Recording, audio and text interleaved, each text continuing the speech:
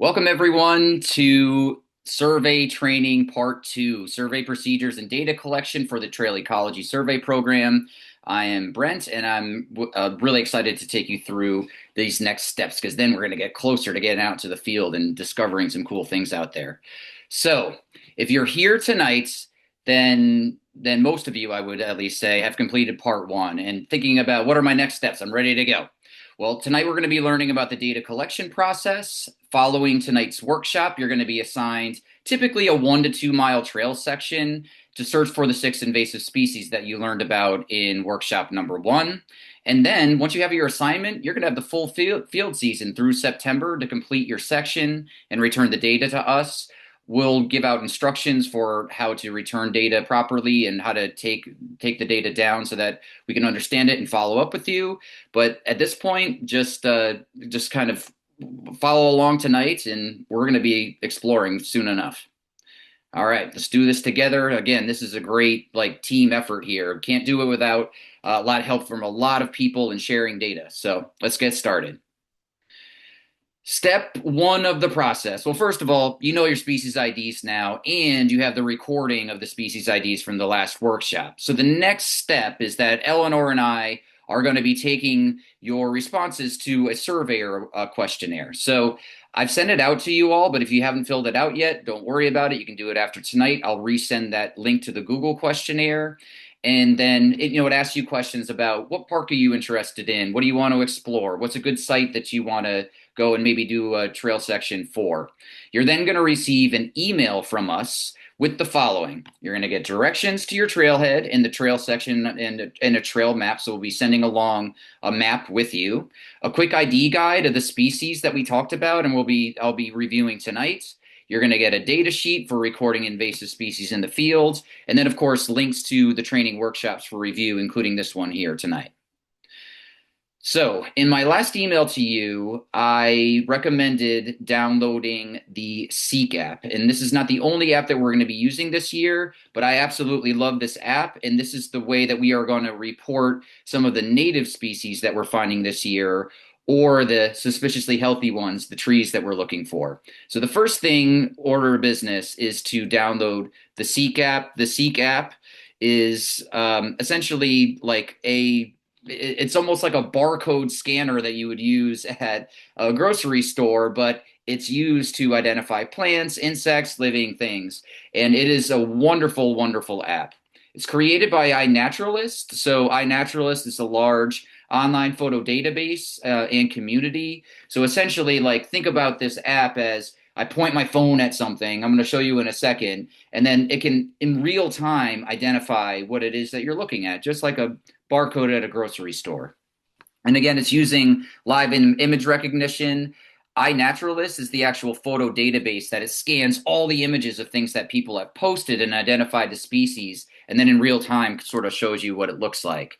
So many of you have seen this before if you've taken some of my workshops before, but here's a good look at what Seek can do for you and how it works. So I'm going to play this for you now and kind of walk you through some of the strengths of this app and how it can be helpful with IDs.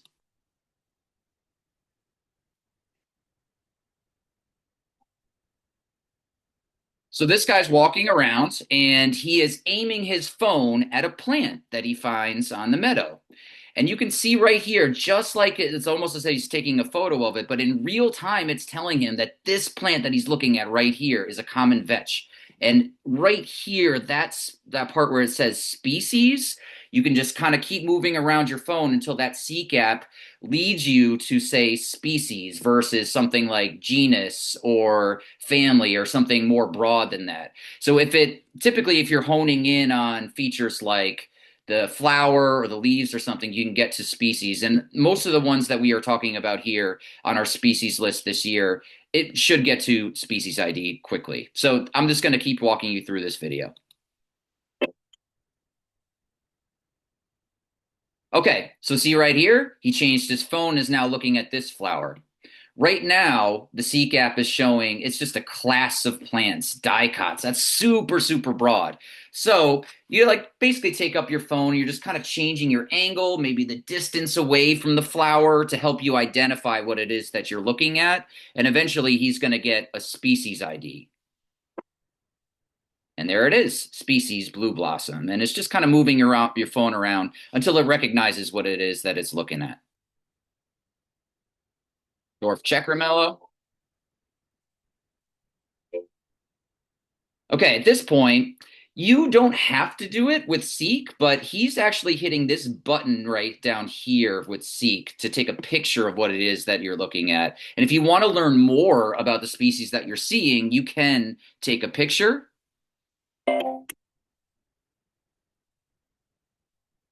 It'll then take you to a species page, and look, it'll tell you that this dwarf checker mellow, this gentleman happens to be out in California, is native to California. So it's kind of cool. It'll tell you the range of the species that you found.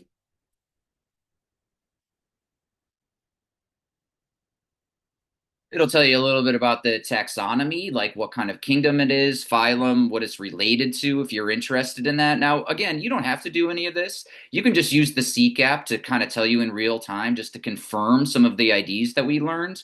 But if you want to learn more about the organism that you're looking at, you can. If you notice too, it will tell you a little bit about the seasonality and things like that. But essentially, we're using this app just to help us with our IDs. It's fun for kids to play because they give different challenges and you can earn different badges. So if it's something you want to do with your family as you're learning, as you're hiking, it's kind of a cool thing to learn as well. And you can see that they give out different challenges. You can earn achievements for the number of species that you post about. So it's just kind of a cool app. So not only is it helpful to kind of here, I got to get my Zoom stuff out of the way, get back to my presentation. But not only is it kind of helpful with our IDs, but it's also kind of fun to use. I use it in my backyard, just when I'm out and about and just want to learn about something. And as long as the object you're looking at is relatively stationary, it does a really great job of IDs. Now there are other ID apps out there, but I did want to talk to you about why we are recommending using Seek. And that is because Seek links to a community science database, as I said before, called iNaturalist. So you can actually post an observation of what you found through Seek and then post it to iNaturalist. When you sign up for a Seek, when you sign up for a Seek prescription, or sign up for the app or whatever, you can also sign up for iNaturalist, and that's what I recommend that you all do. This will prompt you to sign up for iNaturalist at the same time that you download your Seek app. And then essentially you're going to get a password, a username through iNaturalist. And just make sure that you write down and remember your iNaturalist username and password. And then the next time that you are in your Seek app and you're holding up your phone and you're out on the trail and you're like, I think that's a Siebold viburnum, or I'm not sure, and I'm going to bring you through all of that tonight. Seek app will tell you what you're looking at. And then you can, if you want, now post to iNaturalist. Now, if we're looking for native viburnums, and I'll show you how to do this later, for example, say you found a maple leaf viburnum and you wanted to post it, you'd be able to do that by clicking post to iNaturalist. So this is a way of like reporting some of the native species that you find along your trail, also helping with IDs and having a permanent record of a GPS location of some of the natives that we're finding. Because the IMAP app, which we're going to get to next, can only post for invasive species. So, in summary, Seek and iNaturalist, great for help with ID, and you're going to use Seek's post to iNaturalist function for posting some of the native viburnums and the suspiciously healthy trees that you might be finding along the trail. All right. I also sent this along in the instructions to you over email, but everyone needs to sign up for an IMAP invasives account. So once you go to the IMAP website, which again, I will send around again on an email, you're going to create a username, just first name, last name, email, type in a password that you can remember. You're going to do this initial sign up on a computer. All right, not on your phone. This is not an app. You need to sign up through IMAP on your computer. You're going to write down and remember your username and password. And then once you're signed up and you hit this join button here, this is what the IMAP website's going to look like. You're going to hit join. It's then going to automate an email back to you. And then you need to check your email to activate the account. So you sign up for an account, you hit submit, you hit join, you get an automated email back from IMAP folks, and then you just activate your account, and now you're good to go with IMAP. That's sort of the database for invasive species. Once that's done and you have your account set up, you then need to download the mobile app. So now you can use it in the field, and that's going to link to your main IMAP account. So the first thing, you just go to your app store, whether it's on Google Play or App Store through iPhone. You're going to download this app here. It's called IMAP Invasives Mobile. Its icon is a little insect with a leaf on it, and it takes you through a really easy step-by-step guide as to how to download it. All right. And once you download the IMAP app, this is what the main page is going to look like. So if you have your IMAP app, if you've already downloaded it and you want to make sure that you're all set up for the year, now's a good time during this call to open up your IMAP app. If you don't want to do it in real time on this workshop, again, we're going to record this and you can do it at another time. No big deal. If you don't have it downloaded tonight, no big deal. This is easy to do on your own time. But I did want to show you that if you do open up and go into your phone and find your IMAP app, this is what your opening menu is going to look like. It almost looks like handwriting. All right. Once I click on that opening page, you are going to go up to these 3 bars up here. That's like your main menu for IMAP. Go to those 3 bars, and then it's going to open up like a bit of a pull down menu. Click preferences. All right. Once you click preferences, as you're seeing on the screen now, that's going to take you to this page. Here's your preference menu. The first thing that you're going to need to do is figure out, where am I most likely to survey? Am I probably going to do trails in New Jersey or New York? So your jurisdiction for your species list is either going to be New York or New Jersey. If you don't know what state you're going to be in, don't worry about it. Just put New York in. It's essentially just going to help you draw from a species list, but all the species that we're going to be working on are in New York and New Jersey anyway, so it doesn't really matter what state your jurisdiction is because the species are going to be the same. All right, it's then going to prompt you. Remember I said save your IMAP username and password. So you're going to enter that in here. This is my email that I use for my IMAP account. Enter in my password.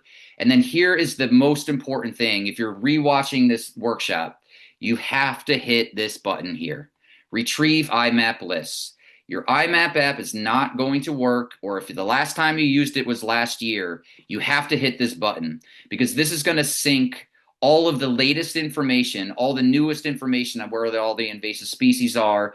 This is really going to make everything be very current, up to date. You have to hit retrieve IMAP lists. It's going to circle and be like, it updated, all is good, you're good to go. All right, next on the list is the species name display. This is just basically like, how do you want to see the species that you get to choose from when you're reporting them in the field? I like to use common names. I've been using them. Things like beech leaf disease, that's a common name. Siebold's viburnum, that's a common name. Bush honeysuckle, that's a common name. Otherwise, you'll be dealing with Latin names. I think just choose the common one here. And then it's going to ask you about picture quality. We really want to help confirm some of the identifications. We really like good picture quality, so choose 100%. And then the other thing is that it will ask, do you want to save your photos to your phone?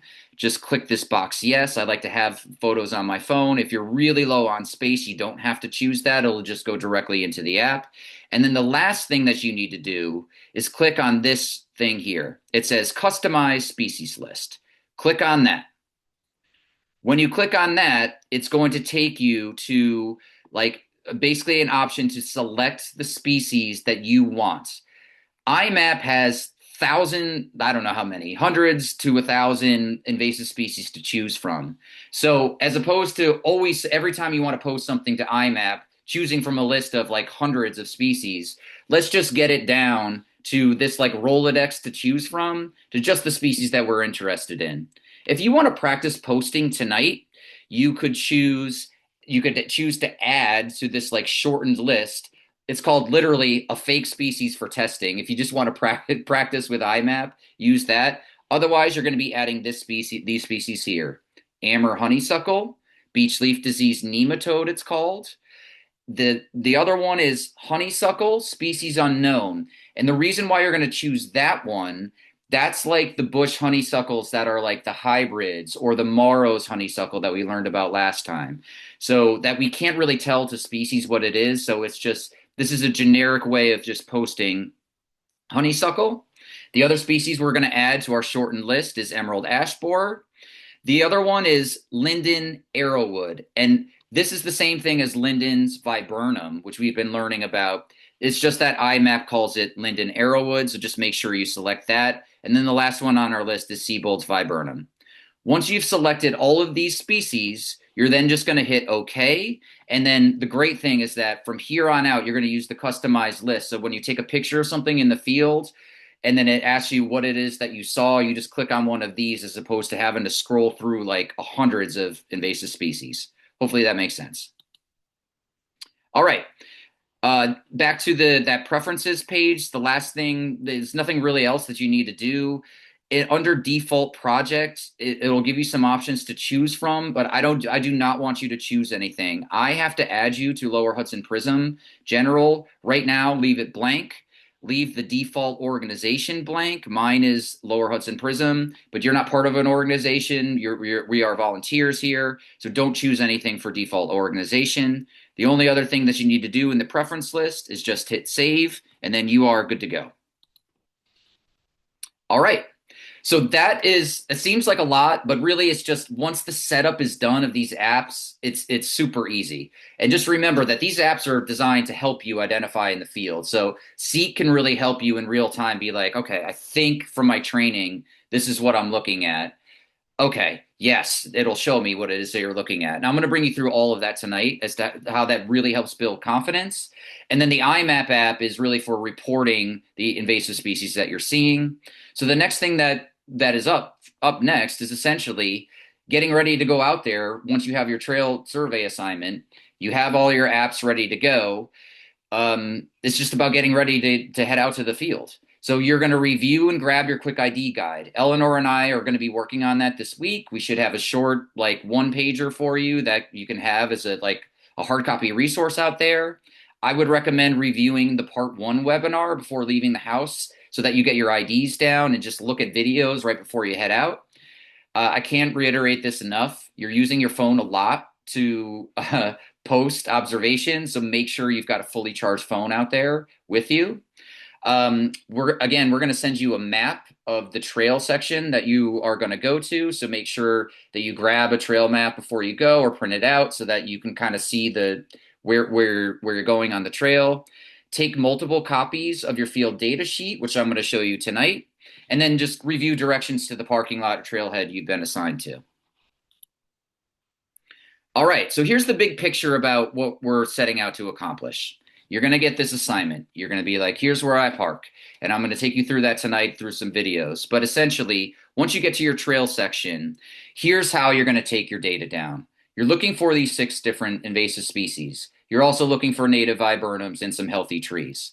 So imagine that you're going to walk into what you can think of as an imaginary rectangle.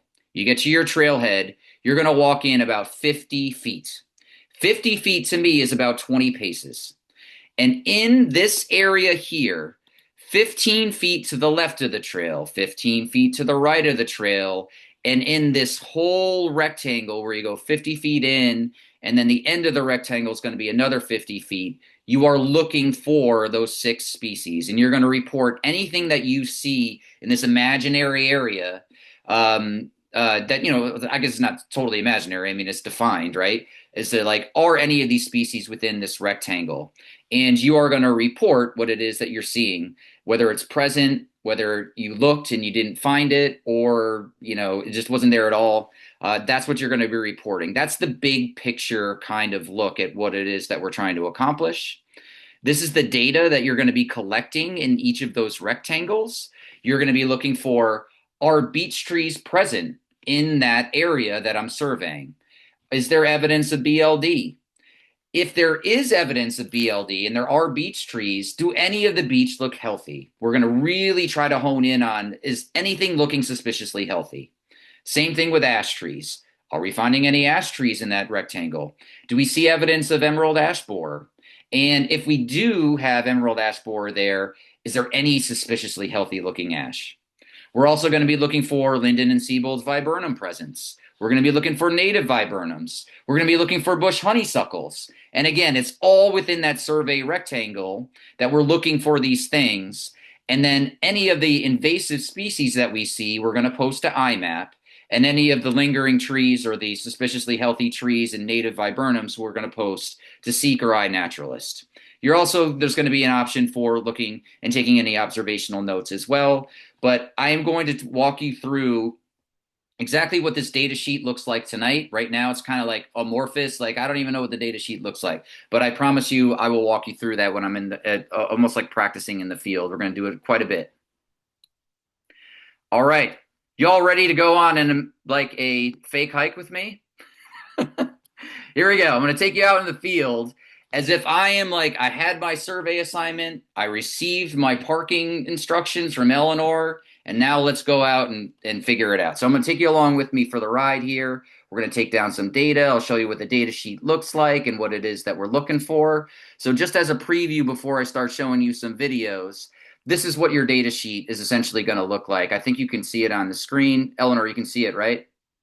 All right, so you're going to be recording the date, trail segment name. I'm going to go through all of that in the videos here, but this is what your data sheet, field data sheet's going to look like. You'll be naming the rectangle you're in, whether you saw a beech, whether you saw a BLD, all the things that we just went over. So for each rectangle that you're in that's part of this, you're then going to write across that row for any of these things that you found within those rectangle boundaries. All right, so we are going to do so much repetition tonight, it's going to make your brain hurt. But I guarantee that after watching this, you should really know how to do this. And if you get to the point where like, oh my gosh, Brent's telling me how to do this again, that's a good thing because you're going to remember how to do it. And then you're going to feel even more confident when you go out there. Okay, here we go. Hi there. I'm ready to start my trail assignment, excited to get going. I'm going to show you a couple of different things and features that I'll be looking for just to make sure I know I'm in the right place. Am I on my right trail section, where the parking is, that sort of thing. You can see I got a nice backpack representing the New York, New Jersey Trail Conference. And of course, when you're done with your trail assignment, you'll get some swag too. So I'm going to show you a few things to look for right when you get to your trailhead so that we know that you're following the procedures and leave no trace principles. All right, first thing to look for is you're going to get a parking assignment. And here I know that when I was assigned my own trail here, that I knew I had a pretty limited parking space. There was going to be a three car parking space. Luckily, I was here without anyone. There's my car. And how do I know I'm in the right place? I'm going to look for my trailhead sign. I was given in my assignment the Guard Hill Preserve, so that I know that I'm here and ready to go. I can see that my nice trail markers, here I am at the beginning of my trail and I'm about to get started. I know I'm in the right place and now it's just time to start taking data. So first things first, I've got to walk into the middle of my first survey rectangle. So again, there's my trailhead sign. I know I'm starting at the beginning and I've got to walk 50 feet just to get to the middle of my first survey rectangle. Now, just be mindful as I walk in, I also am kind of looking to my left and right about 15 feet in either direction, just kind of like surveying, just getting a general sense for the type of species I might be coming across. But let's mark the the middle of our first survey rectangle. So I got to walk in 50 feet and I estimate that with 20 paces. So let's do it. 1, 2, 3, 4, 5, 6.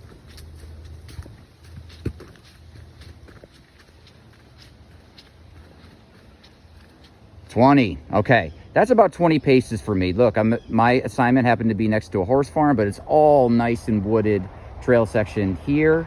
And so I know that I'm in the right place again. I'm gonna now, just to mark where the middle of my trail section is, I could maybe put down my bag, all right? So, or some kind of marker, maybe bring a water bottle with you or some other type of marker so you can see where 50 feet is. I'm also gonna look back to the beginning of my trailhead. I've gotta look for all these species along this section, right, of where I started.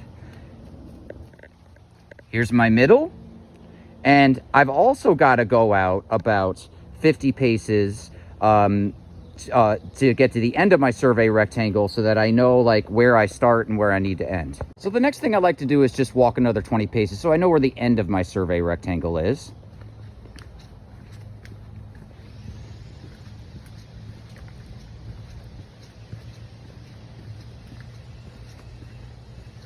Okay, so now I can put down another marker. Say I put down a water bottle. I've got my bag that's just around the corner. Now the main thing to remember is that, you know, you got to figure out, you got to pick up with what you left behind, right? So now I know where my surveying is. This is the end of my rectangle where my water bottle is. If I kind of walk over to where my bag is, you can see it around the corner. And then I got to also look for species all the way down to the trailhead. That is basically like the boundaries of my first survey rectangle. The next thing I like to do is start looking for the species that I know I need to identify. So again, there's the beginning of my trailhead. I'm kind of looking around and I'm looking for opposite leaf arrangement for my honeysuckles. Oh, look, what's this? Opposite leaf arrangement. Oh, but look, it's a serrated edge on it, right? Little bunny ears at the ends. Yeah, this is, even though it's opposite leaf arrangement, I can see right here. Yeah, that's a serrated edge, and I know my honeysuckles don't have that. Any ideas what we're looking at here, folks? This is actually a burning bush, and this is everywhere here on this trail section, but it's not on our list this year, so no need to mark it. I'm also looking for kind of a smoother bark. This kind of looks like a smooth bark. Maybe it's a beech. I'm gonna look at my leaves. That's not a beech leaf, that's a maple leaf, right? So even though I'm looking for that kind of that bark, it might look like it. Nah, that's definitely a maple tree. Okay, let's just keep going down here, see what we see. Looking for any honeysuckles. Oh, just a lot of burning bush there. What do we got here? Yeah, more burning bush. Okay. Sorry, I know it's probably jumpy online. Hey, look, that is bittersweet, that nasty vine that sort of wraps around everything, but not on our survey list this year. Look at this. I am seeing diamond shape to this bark. Deep furrows, same thing here. It's sort of that deep furrowed bark. I think this might be an ash tree. Let's just look a little bit closer. See all those diamond shapes in there? I'm gonna take a closer look at this tree to see, are we looking at an ash? What kind of shape is it in? So I'm gonna get right in there on that bark and see, do I seeing any signs of emerald ash borer? Oh, look, there's crack in the bark there. I don't see a serpentine gallery anywhere, but what else could I, oh, wow, look at that. That's definitely an ash tree, and that is definitely a sign of the emerald ash borer. You see that kind of D-shaped marked hole? There's another one there. See how it's clearly D-shaped? Yeah, this is definitely a sign of an ash tree that's been impacted by emerald ash borer. It's a little hard to see, but you see these ash trees here? If I actually follow that tree all the way up that I just marked and I saw that D-shaped hole, and I kind of come around, if I can get just underneath here, you see that branch under the, where we got a maple in front of it? Yeah, that's definitely a dead tree. That's that dead ash. And this is what you're gonna see. You're gonna see these big skeletons, right, of these once glorious trees just totally devastated by emerald ash borer. And I'm looking around the rest of my survey rectangle. Yeah, I mean, these are definitely impacted and dead and now dead trees. But if you can find this type of bark in an ash with actual leaves on it, boy, wouldn't that be awesome that we can use it in restoration and, you know, resistance breeding down the road. So that's going to be your job is, yeah, you're going to find a lot of dead ash trees, and you're going to learn how to identify the bark and then maybe look at some of the leaves. you know, just to rule out some of the other species. But if you could find that living ash, boy, that would be awesome. It's a rare sight, but I did want to give you an example of a living ash tree. And even though this is not a totally mature one, and certainly not over 6 inches in diameter, I mean, you can see my fingers here. I did want to just so you could see like the leaf pattern and what to look for, so that if you do find a mature ash tree, then you can find some of the leaves so you know what you're looking at. So again, here we go. You've got a terminal leaf on the end. So right at the end of the branch, you're going to have a leaf that's sticking out, and it's kind of coming to a point like your typical ash tree.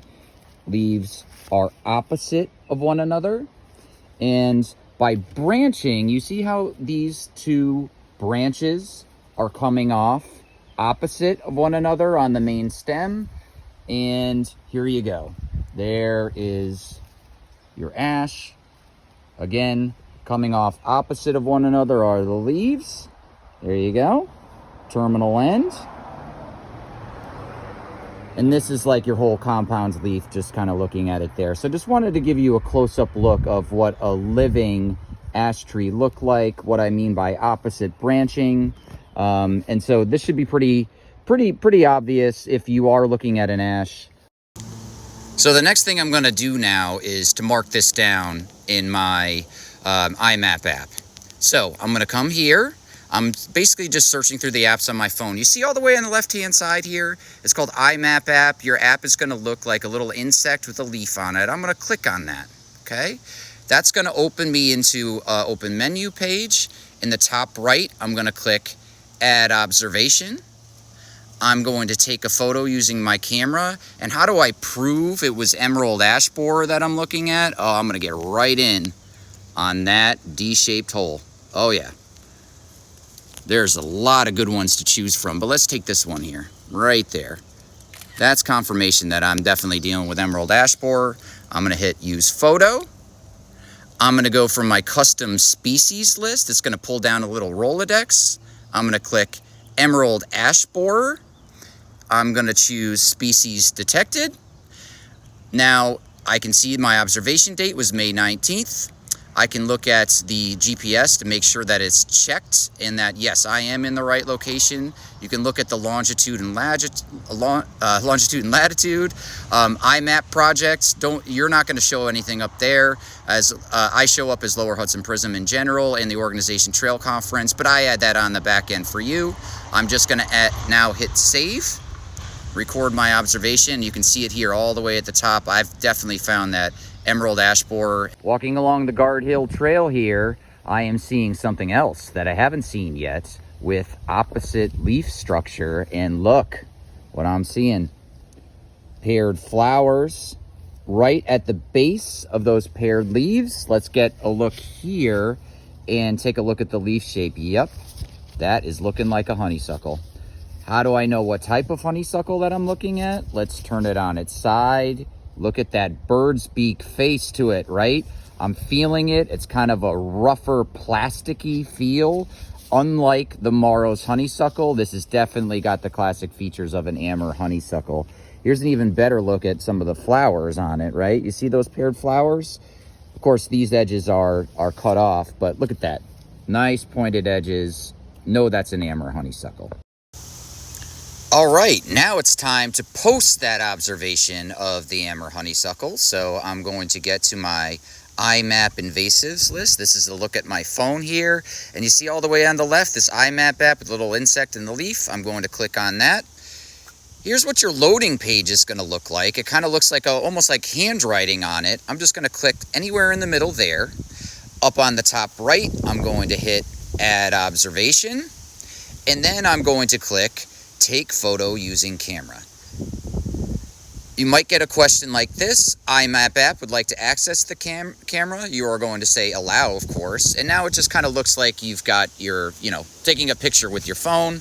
I'm going to get right at that base, right, where I can see the flowers. I want to get a good picture to know it's Amur. I want that extended leaf tip as well as the paired flower clusters. I'm going to take a photo. I've got the flower clusters. I've got the extended leaf in there. I'm going to hit Use Photo. It's now going to show up on the top. Might get these prompts again, just keep hitting allow. And now I'm going to choose from a custom list. Right now it says none selected, but I'm going to go up to where it says Amur honeysuckle. You see that down in the middle there? I'm going to click that, and I'm going to say I saw this species here. You can see the observation date. It says May 19th, 2025 when I was out filming this. My GPS is checked. It shows me exactly where I am. And just to make sure, you can see down here in the location field, it's automatically going to pull your location for you. So that's great. You're not going to have this IMAP 3 project, say Lower Hudson Prism or the organization here, but you don't worry about that. I'll add that for you at the end once I see your observations. And you could put down, something in the observation comments. Maybe you want to type something like Amur honeysuckle found within, I don't know, there's a lot of multiflora rose and burning bush, something like that. Oh, let's spell Amur right. Okay, I'm gonna go back, Amur, and there you go. I could hit save like that. And then it's gonna show up as a yellow box like it there. And that's how you know that it's officially recorded, it's the date, it's been detected, and you are good to go. A little farther down on my walk, look, another opposite-leaved plant.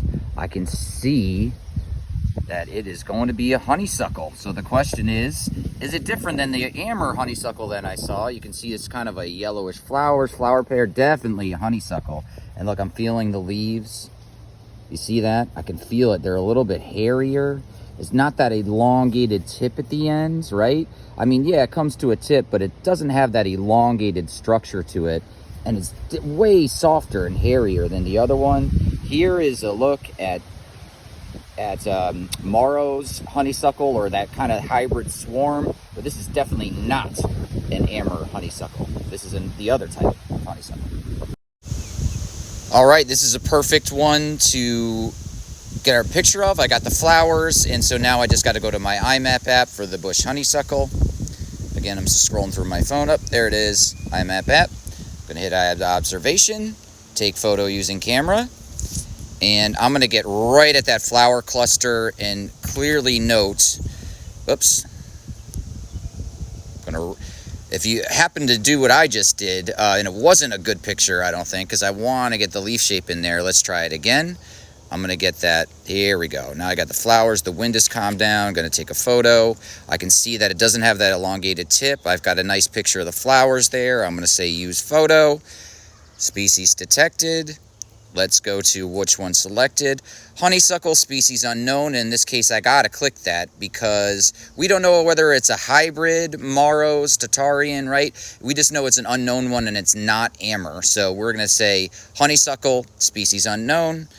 Check to see that my GPS is good. Yep, I see the location, latitude, longitude, and I'm just gonna hit save here. All right, so during this whole time in which we're investigating the survey rectangle number 1 and what we found in it, we also need to be recording in our data sheet, not just on IMAP invasives. So I wanted to show you kind of how this works and what that data sheet looks like. So before I went out, I filled out the dates, the trail segment name. You'll get that name in the assignment that I send to you over email or that Eleanor sends to you. The volunteers that came out that day. So this assignment was just for me. I'm the only one out there, so I'll write my name. But lots of y'all might be going out with partners. Maybe you want a survey partner in this, so you would write whoever went out that day. And then your start time. For example, I started this survey at 10 a.m. on the 19th. So just make sure all of that is filled out. Also, quick reminder that we are looking for those suspiciously healthy trees, right? So here is a great way of checking, like, okay, what do I need to be looking for in those trees? I need to find a tree that's greater than 6 inches in diameter, that's surrounded by severely impacted trees, right? If we want to find that lingering or suspiciously healthy tree, I not only need to find a good tree, but it needs to be surrounded by those that are really impacted. And like for the beech and for the ash, we need to find that greater than 75% of that canopy is intact. So really high leaf density, right, when we're looking up into those trees to be considered that suspiciously healthy one, as well as 75% of the leaves don't show symptoms, like they're not decaying and breaking off, or in the example of beech leaf disease, they don't have those stripes. So this is just a great reminder when we're thinking and looking at the ash as well as the beech for what you're looking for. But let's take a look at what we need to do row by row. Okay, so that first survey rectangle. If you are in your first rectangle, you just write in a 1 right there, right? So that first survey rectangle is right at the beginning, right at that trailhead. Look at this next prompt. Signs of BLD in the rectangle. A for absent, P for present, and NB if no beech trees. So let's assume that everything we just went over in the video so far is what we found in the first survey rectangle. I did not see any beech there. So because I didn't find any beech trees, I'm going to write NB, no beech. Next question. Is there 1 to 2 suspiciously healthy looking mature beech trees amongst us? Well, no. So I can either put in an N or a dash. Just, of course, there's no beech, so there can't be a suspiciously healthy one. Same thing for here. Are there multiple healthy looking trees for beech? No. Of course, like just put an N or a dash. If there's no beech, you can't analyze for suspiciously healthy. Okay, in terms of emerald ash borer, sorry, I keep getting all this stuff on here every time I move my hand.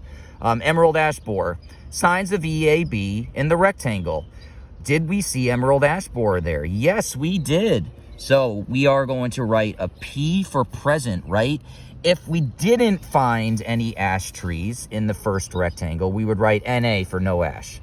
Okay, is there a suspiciously healthy looking mature ash trees amongst the dying ones? Now in the video I showed you, we looked around, all those ash trees were dead, so we're gonna write an N there.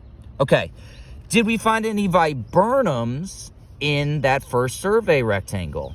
Did we find a linden, seabolds, any native viburnums? So I didn't show you the whole video of me scanning that whole first rectangle, but I will tell you that I found no viburnum. So I'm going to write A for absent for linden. I'm going to write A for absent for seabolds. And any native viburnums? Nope, didn't see any. A. Okay. Also in the first survey rectangle, did we find an amber honeysuckle? Yes, we did. P for present. Did we find another type of bush honeysuckle like that Morrow's or hybrid swarm? And because we can't tell it's a species, we're just going to call it bush honeysuckle unknown, okay? So we are going to put it as yes, present. We found both amber and the other type of bush honeysuckle. All right, last but not least here on the first survey rectangle, it asks, did you remember to post a photo of any suspiciously healthy tree to iNaturalist? So if you do happen to find a suspiciously healthy tree, I really want documentation of it. And you can use Seek or iNaturalist to post, because we can't really post to IMAP because if it's suspiciously healthy, it likely does not have the invasive species, and you can only post invasive species to IMAP. So if you find one of those lingering or suspiciously healthy trees, I really want you to take a picture of it and post it to iNaturalist or to Seek. So use that other app to post that healthy one. In this case, we didn't have anything to do, so we can just put a dash there or an N because we didn't find any suspiciously healthy trees. Last reminder. Did you remember to post detected, not detected for IMAP for each invasive species? Okay, so let's go back and look. So do we post anything for beech leaf disease? No, we don't have to in this case because there were no beech. So we are not going to report that beech leaf disease was not detected because there was no beech to report. Hopefully that makes sense. Okay, the other thing that I want you to know is that for emerald ash borer, did we post to IMAP for that? Yes, we did. How about viburnums? Oh, we have to post to IMAP for the viburnum, okay? So we have to go back and do that. We posted for honeysuckle, so we're all set there. But now I'm going to show you how to post a not detected record for the viburnums, because we looked for viburnums there. We did not see linden or seabolds, and we need to record a record in IMAP for not detected.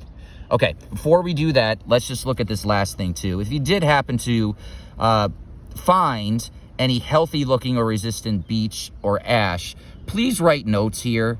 Like if like a good note, like I found like one, I think, resistant, healthy looking tree.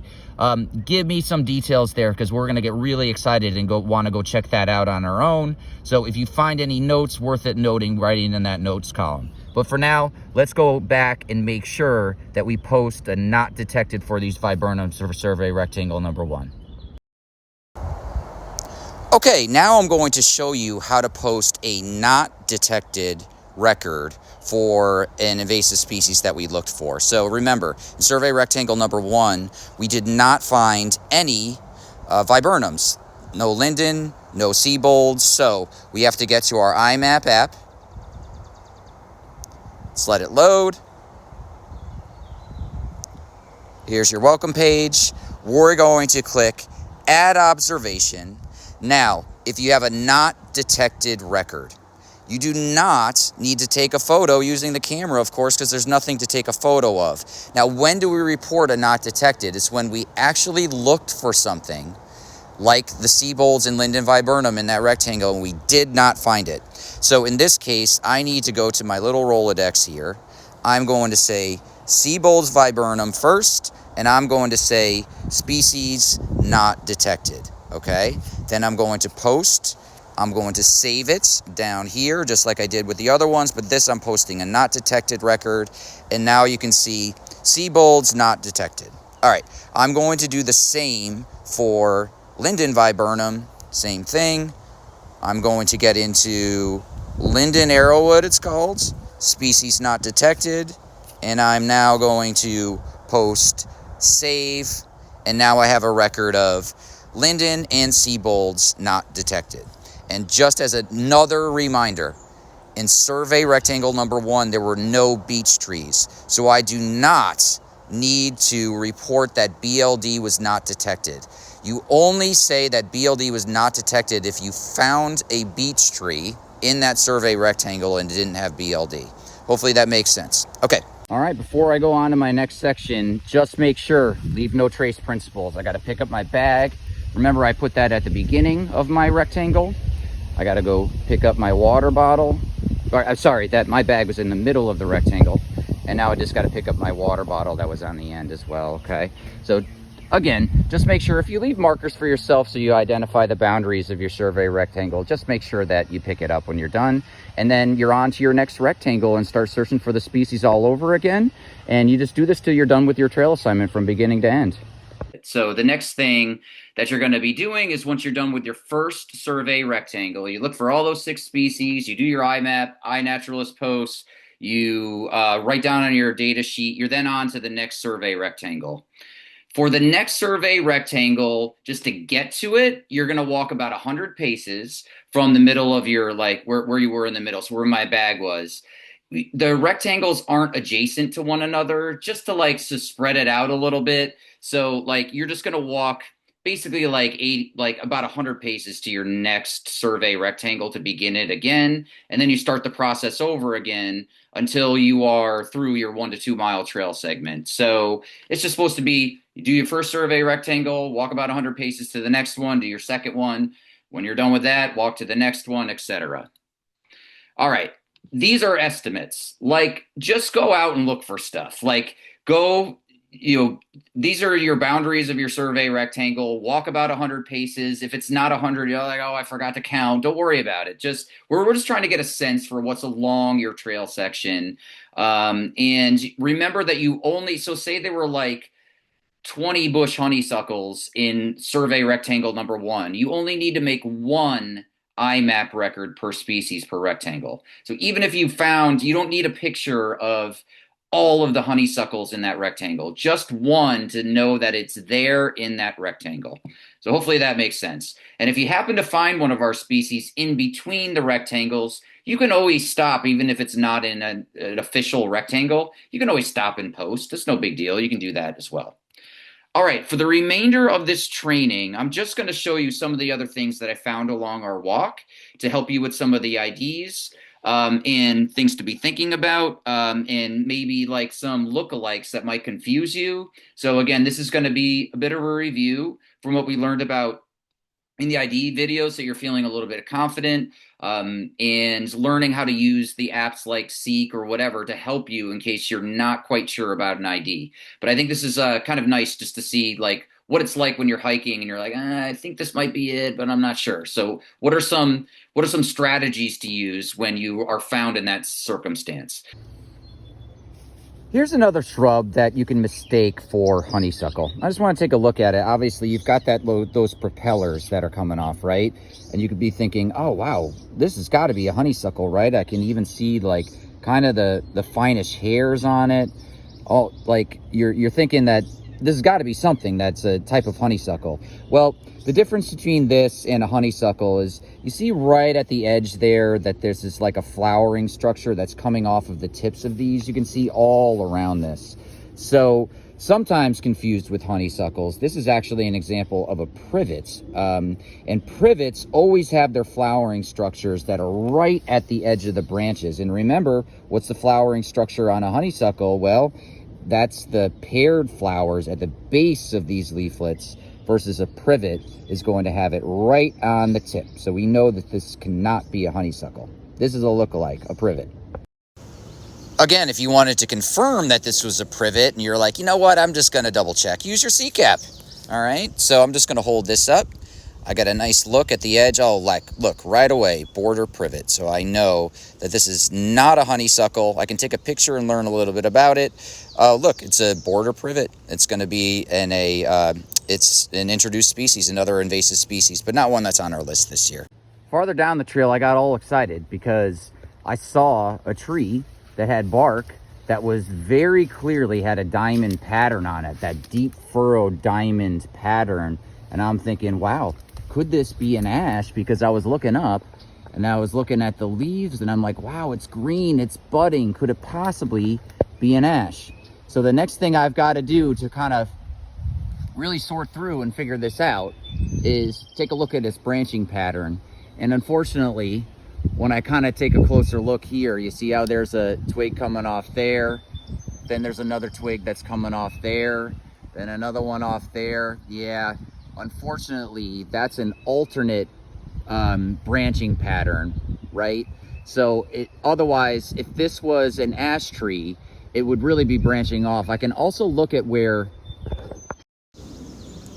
I can also use my Seek app to help if, say, I just wasn't really sure about the branching pattern. So let's take a look at this tree that I was just looking at that I was thinking that it was. And you can see it's pointed at the mugwort down at the bottom here. But if I aim my phone over at this leaf here, oh, yeah, you see how just those leaves are just a little bit offset from one another. And I'll point that out in the video live here. They're just a little bit offset, and see how they're just, those leaflets are just kind of coming off a little bit, not totally opposite of one another. And clearly Seek is showing that this is an eastern black walnut and unfortunately not an ash, even though it does kind of look like it, especially the bark and the leaf pattern, but just slightly alternate and not opposite of one another. Look what I found along my trail section, just walking along, and here you go. Wow, look at that. Flower cluster, opposite leaf structure, gotta be a viburnum, right? See that right in between those leaves, that flower cluster is about to bloom, all right? So now the question is, what type?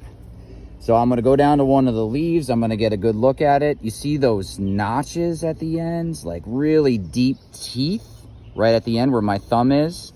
Well, let's see. Let's try to pass the smell test, as I'm thinking this is a Seabold's. I'm going to rub it. Oh my gosh, that deep burnt rubber scent is definitely there. This is absolutely a Seabold's viburnum, no doubt about it. You can look at its growth pattern, but I'm feeling very confident about this.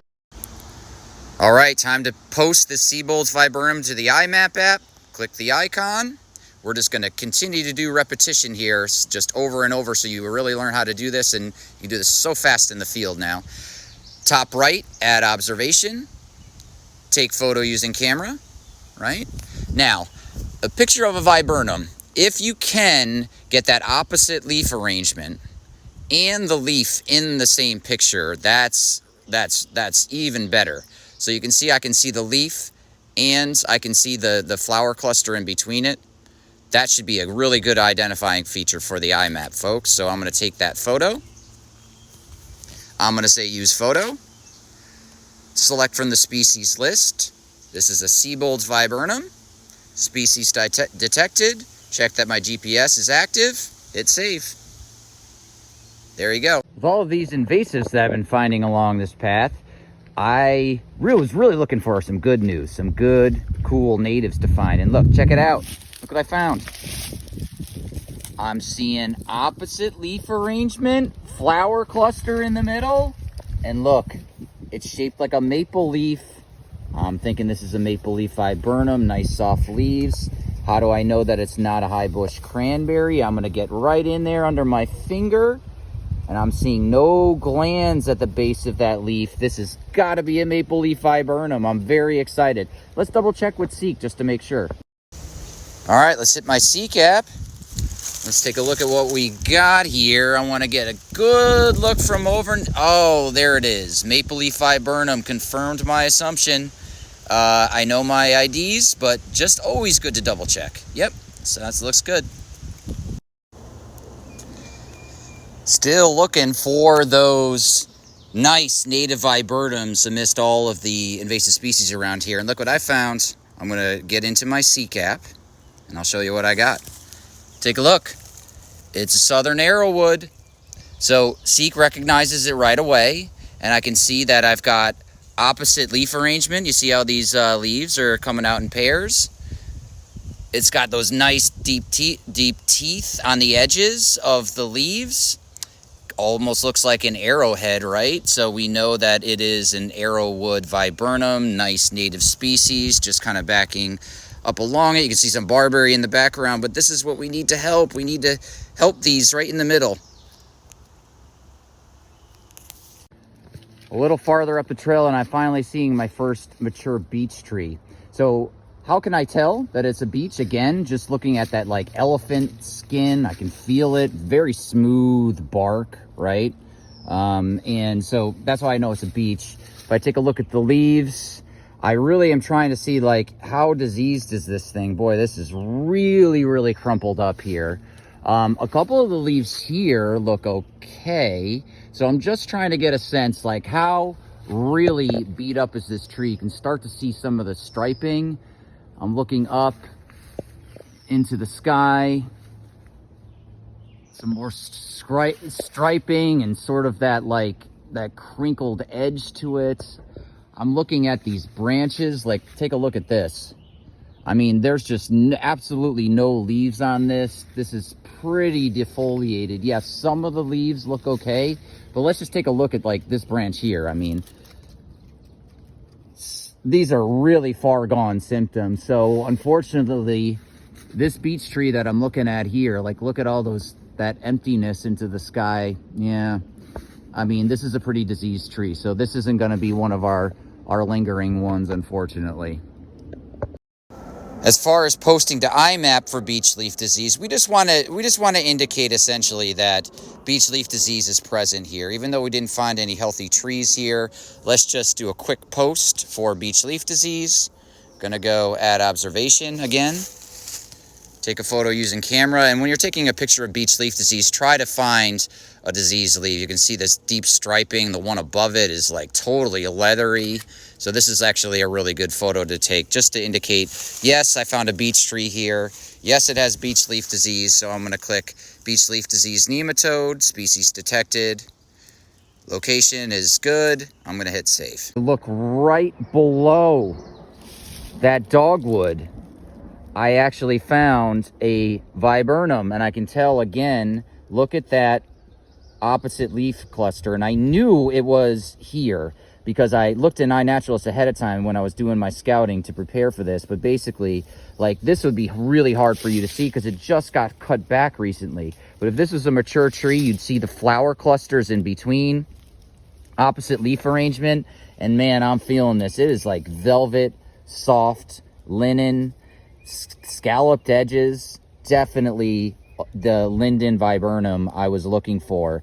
Now, this would be really hard for you to see trailside without like a really expert eye. The kind of ones I'm going to be asking you to see and report, I mean, this would be great if you could find it. But, you know, are going to be the flowered ones. You know, do the best you can. But you can see the hairy edges, hairy stems, very velvety leaves, scalloped edges. That is a very small version of a linden viburnum. Again, what do you do if you're not sure? Use your CCAP. Let's see if it can pick it out. Let's take a look at the leaves. Oh, it's turning to species linden viburnum. Look, even without the flower cluster, it knows because of those scalloped edges. So you can always just double check your knowledge if you ever want to on Seek. All right, let's post to IMAP invasives. Again, add observation. Take photo using camera. Going to take a picture of the opposite leaf arrangement and really try to get those scalloped edges for the linden viburnum. There you go. Use photo. Select linden arrowwood. Species detected. And hit save. All right, let's check back in with our data sheet just to see where we're at. You can see that I, going back to that first rectangle all the way back after we did a little walkabout and did the rest of them that I just talked about in the videos. Just note that like in that first rectangle, remember we found those 3 ash all dead. I added a note on that. I also noted the maple leaf viburnum in rectangle 2 that we came across that I showed you the video on, the arrowwood, right? As well as the Siebold's viburnum. I had put it that it was present in rectangle 4, and then I just wrote a note here that it was one large Siebold's cluster. But let's take a look at this last one that we were just looking at, the one with beech leaf disease. So we're in rectangle 5 now, in which I found it, and signs of BLD in the rectangle. Yes, it is present, so I'm going to put a P there. Are there 1 to 2 suspiciously healthy looking mature trees? So I looked around in that rectangle and all of the beech that were there were not looking good. So I will put an N there. Nothing was looking healthy. We did not find any ash. So I would say NA in that rectangle. Suspiciously looking mature ash? No, of course. We did find the linden viburnum, right? So I'm going to put in a P for that. Okay, so we did find the linden. I'm also going to write a note that it was small linden recently cut. That's a nice note to add. There were no Siebold's viburnum in this rectangle. Any native viburnums? No. So we're going to say absent. No honeysuckle, absent. And just again, the reminders to post any suspiciously healthy trees to iNaturalist. We did not have any of those. And did I remember to post to IMAP? I'm not going to go through that all right now, but of course, if you know each of those invasives that we found, got to post to IMAP. All right, so that pretty much does it. I'm going to just round out like next steps for you here, but that was like I literally took you on a walk with me as if that was a trail assignment. I took you through every step I would take, like if I was in the field, both in terms of writing down the notes, how to interact with each of the apps, and how they can be really helpful. So definitely use these. And you'll find that once you get in a rhythm, it's really fun. Like you're discovering things. You'll start using Seek just because you're like interested in looking for other things. So it's a really cool experience. You learn a lot, not just about posting for the ones that are on our list, but just your eyes just becomes more trained into what's around you. It's really cool. So the last thing you got to do when the day is over is when you stopped recording data, just make sure that you note the time that you ended. So let's say you started at 10 a.m. and I was out for a couple of different hours, and you put down an end time. Just make sure that you record it, add up your total time. Your time as a volunteer, you can also write down as like part of it, like driving to and from. You can count that as volunteer time. And you'll find that you're probably not going to get all of your like surveying done in your 1 to 2 mile trail section in one day. So the next day that you go out, start a new data sheet, just record the amount of time that you did. And then when the trail is fully done, you just add up all your hours at the very end and you're reporting to us. All right. The last thing that you need to do, and this is very important, is that remember how like we did a lot of IMAP posts as part of this like training tonight, right? And they all come across as these like yellow boxes. The last thing that you have to do when you get back home and you're on Wi-Fi, you can do it in the field, but like I find with like faster internet, it goes faster, is that there's one extra step to officially load it. Remember how you signed up on your computer? You've got to get it from the app to the actual database. And the way that you do that, it's a really easy two-step process. You've got all of these yellow boxes that you posted in the field. The next thing you've got to do is that for each of those yellow boxes, you've got to check this little check mark here. All right. And what that's going to do is then for each of the boxes that you've done, you then hit upload selected. It then uploads it to the actual database. Now, you can say you went out and made like, I don't know, like 30 of these boxes. I usually upload about 5 at a time, just so that like if you overload it, you're like try to upload like 20 to 50 all at the same time. It might crash the system. So just do like 5 at a time, like 5 check marks, hit upload, and it says upload successful. And then all of a sudden that yellow box will disappear and you know that it's done. Then you go to the next 5, then the next 5. And it's another like kind of tedious thing to do on the back end, but like if you're home, you know, making dinner or whatever, like just let it do its thing and just hit post and it'll be done. All right, some final notes is of course when you go out on your trail assignment, just beware of ticks. They're everywhere. You know, wear long pants, long sleeves. When you get home, do a tick check. You know, just be careful about like getting in and out of your car. You know, some of these parking areas are pretty compact and tight. If you got an assignment that's like on steep or rocky terrain, you know, just make sure of like to watch your footing. If it's really wet outside and you decide, you know, this isn't safe, you know, just maybe better for another day. If you get out there and you're like, this is way too hard for me, like this is like straight uphill or something, and you want a new assignment, just get in touch with Eleanor and I. And of course, like just keep away from poison ivy. Poison ivy, 3 leaves. Um, it's the hairy vine, so don't be a dope and touch the hairy rope. Like you should know your poison ivy before going out. Like because if you're touching leaves, you should. I do not recommend touching poison ivy and being like, oh, I wonder what this is. Is it an ash? And then all of a sudden you got your hands all over poison ivy. So like you know, I guess get caught up to speed on what poison ivy looks like. If when in doubt, don't touch the leaf. Right? Just hold your phone up next to it. All right, other things to bring out with you. I'd recommend bringing at least 5 copies of your data sheet, a clipboard if you've got it, lots of pencils in case your pencil breaks. Can't reiterate enough, a fully charged phone. You saw in my videos, I was like down to like 10% by the time I was done. So definitely like make sure you got a fully charged phone. Bring out a trail map, print out the map that Eleanor and I might send to you. Sometimes it's helpful to have like binoculars. Like if you're looking for ash trees and you're like, oh, I think that might be an ash, and you're looking up into the canopy and you want to assess, it's kind of nice to have binoculars. We'll give you the one sheet that you can print out to take with you. And, you know, depending on the time of season, like sometimes it can be very buggy out there. So just make sure you're bringing like water, snacks, sunscreen, bug repellent if you got it. All right, in terms of returning data, I just threw like so much information at you. I am not going to give you instructions on returning data right now. It's just going to go right over your head. So when you are done with your trail assignment and you're like, "Oh, I think I'm done. I did the whole thing. I did it over 4 days or whatever."